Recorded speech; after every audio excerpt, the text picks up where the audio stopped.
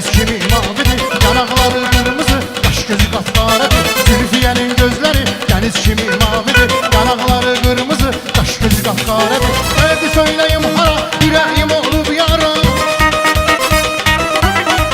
Hadi söyleyeyim hara, yüreğim olup yara. Atıp beni gedirsen, gitme yarım amandır. Atıp beni gedirsen, gitme yarım amandır. Gel gel gel Zülfiye, bu ayrılık nedendir? Atıp beni gedirsen, gitme yarım amandır. Gel gel gel Zülfiye, bu ayrılık nedendir? Atıp beni gedirsen, gitme yarım amandır. Eşk olsun.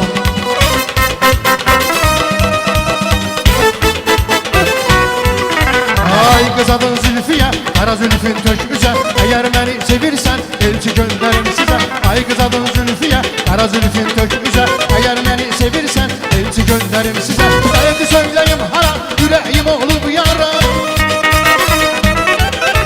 Haydi söyleyeyim hara, yüreğim olup yara. Atıp beni gedirsen, gitme yarım amandır. Atıp beni gedirsen, gitme yarım amandır. Gel gel gel Zülfiye, bu ayrılık nedendir? Atıp beni gedirsen, gitme yarım amandır. Gel gel gel Zülfiye, bu ayrılık nedendir? Atıp beni gedirsen, gitme yarım. Ha papak gelsin, papak.